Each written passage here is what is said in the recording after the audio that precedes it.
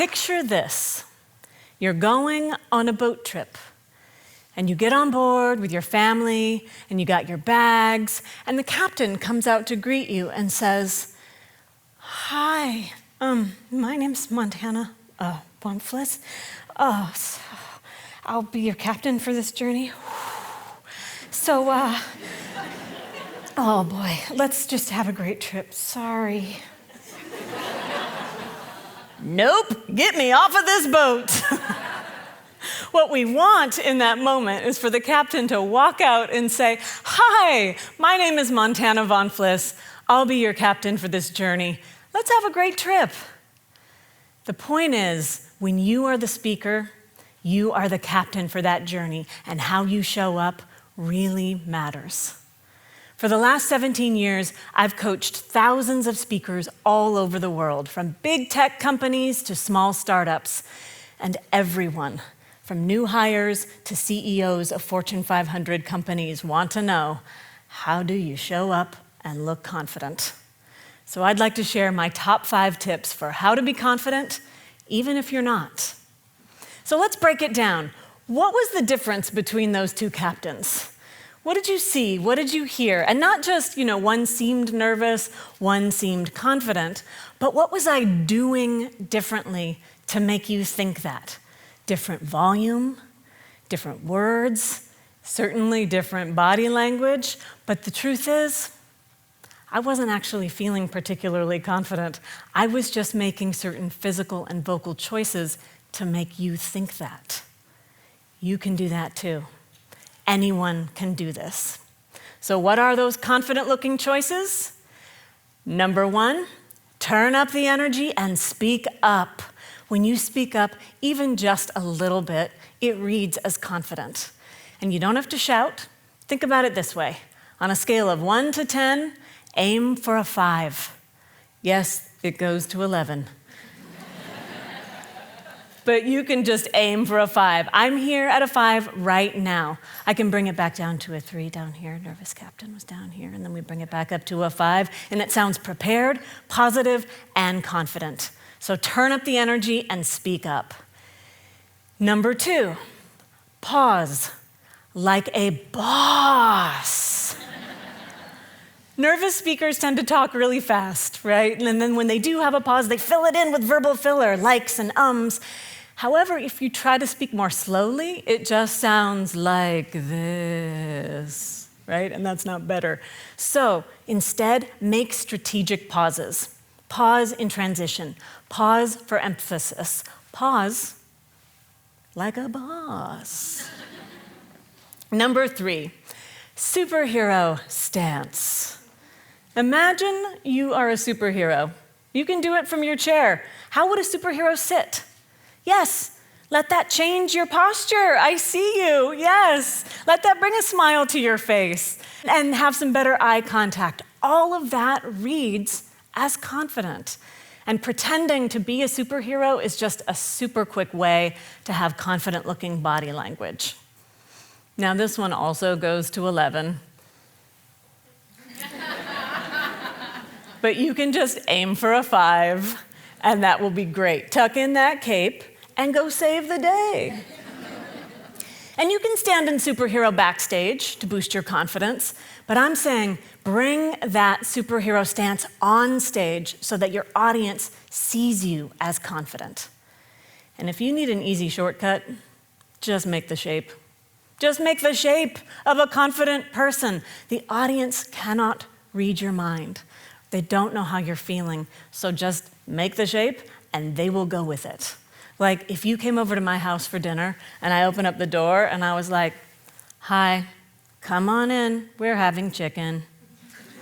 You'd be like, "Oh, is this a bad time?" You gotta make the shape of a good host. Make the smile shape, right? Instead of crossed arm shape, open up. "Hi, welcome, come on in." If you're not sure if you're making confident-looking choices, you can just video yourself and watch it back. I feel like I just saw you say, "Not doing that one." I know, most people don't like to watch themselves, I get it, but wouldn't you rather make that adjustment before you're in front of your audience? Yes. Videoing yourself is a great way to check in to see that you're doing the techniques, but also to see that it's still authentically you, your version of confident captain. Now, how can you do all of these things on performance day? Number 4, practice with purpose. So make yourself a rehearsal schedule. Put it in your calendar. You can give yourself a little treat when you do a run-through. And make it practice with purpose by giving yourself a specific goal or layering in one new confident captain technique each day. If it's a week before your event, aim to run it all the way through at least once a day. And if you don't have time for a full run-through, just take the opening, closing, run that 3 times in a row from anywhere. When you're in the shower, and when you're walking your dog, when you're making a meal for your kids. I know my kids are very used to me walking around the house talking to myself. Whatever you need to do to get in those repetitions. And don't be afraid of over-practice. Don't let that stop you. You can just let go of your verbatim script if it's starting to sound robotic. And you can still use, bullet point speaker notes to remind yourself of what you would like to say and to invite you to say it a little bit differently each time to keep it fresh. And let me be clear, by practice, I mean standing up, saying it out loud, imagining your audience and inviting them in, clicking through your slides, doing it as much like it will be on the day, whether it's virtual or in person.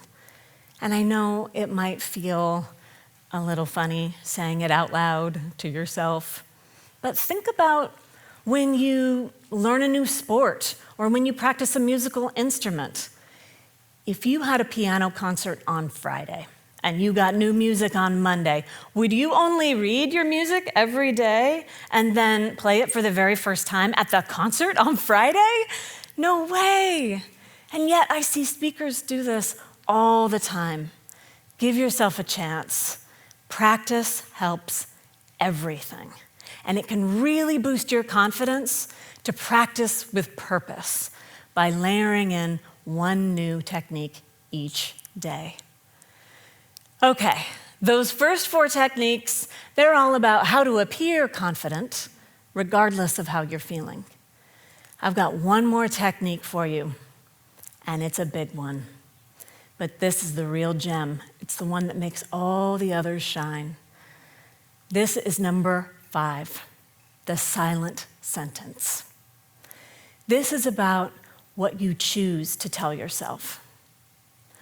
I've been a professional actor since I was a kid, and I have always loved going on stage as an actor, as a speaker, as an MC. And at the same time, I have often been not just nervous, sometimes downright terrified to step on a stage. I'm shaking, I'm sweating, and I'm like, what was I thinking? Why do I do this to myself? And all these unhelpful voices flood in, and I just tried to make it stop, push it away, and of course that never worked. And I kept going on stage because I love it. And years later, when I became a speaker coach, I got asked to do all these professional presentations, and they went well, but I still had no way to deal with that massive anxiety. And I was like, what can I do? And I thought, well, what am I telling myself? What if you mess up? You better be perfect. I realized I was giving myself an impossible instruction to be perfect. And that really was not working. But what would work? What would be a better message? And to figure that out, I had to go back to square one. Like, what do I want? Why did I say yes to this speaking gig? What is my deeper purpose here? And I realized at the heart of it, I just want to help my audience to the best of my ability. And when I said that, I noticed everything change. And that's where I found my first silent sentence. I want to help my audience to the best of my ability. when I said it even silently to myself, it acted like this override switch. Like I might still be shaking and sweating, but now I have this higher goal, this deeper purpose, and everything aligned to that, and that became my highest priority. I want to help you. And now that thought replaced those unhelpful thoughts, and everything went better in my performance. And I was like, yes, it worked. Yay. And then I was like, wait, how do I do this every time? Especially when the stakes are high. And it dawned on me, like if I'm writing and crafting the words I say out loud, why not write and craft the words I say silently to myself? Put it in the script. It's the silent part of the script.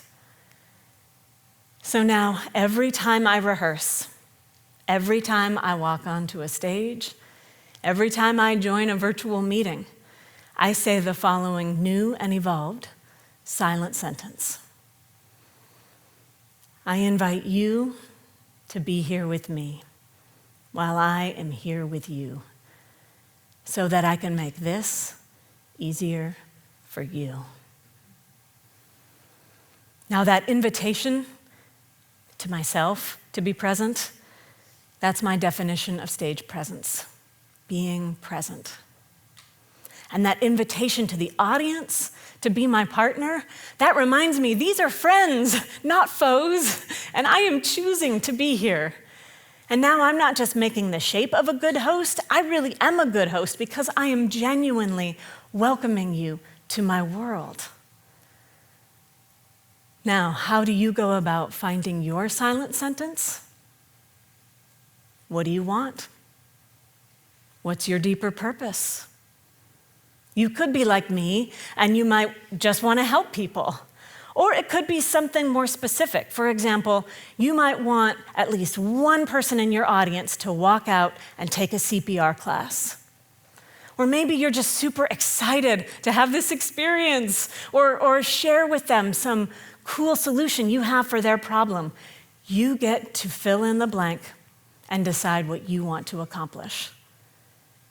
And this is not about graduating to some higher level of being where you never again feel nervous. Yeah, I know I haven't. I was feeling it pretty big about 15 minutes ago. We're getting ready to walk on this stage, and I am, and probably always will be, a recovering perfectionist. That is a well-worn pathway in my brain. It is there, it exists, it cannot be erased. But now I have this other pathway. And when big moments like this come up, I get to choose. And that's what I was doing back there in the wings. I was choosing to gently insist on repeating my silent sentence to set myself up for success. What we tell ourselves really matters. We follow our own instructions all day long. Our whole selves are always listening. So when you notice something isn't going well, or you're fearing something might not go well in the future, use this checklist.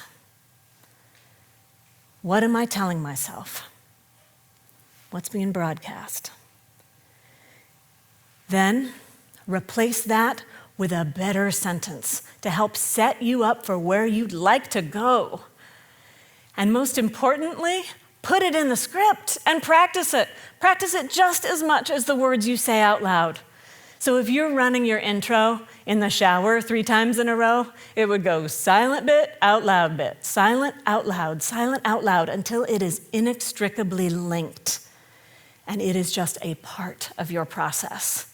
And it is repeatable and reliable.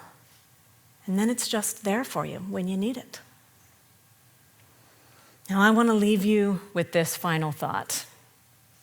When you're at home and you're practicing some of these techniques, like turn up the energy and speak up, pause like a boss, superhero stance, practice with purpose, and your silent sentence, please know that it might feel uncomfortable at first because it's new, and that is normal. But think back to when I was demonstrating the nervous captain at the top. How did that make you feel? And then when the confident captain came out, oh, what a relief. Now I can just sit back and enjoy the ride. Remember that feeling of safety you had as an audience member and bring that into your next rehearsal. You can give that gift to your audience. Reach outside your comfort zone to make your audience feel safe by making the choices of a confident captain. And who knows? You might even have fun. Have a great trip.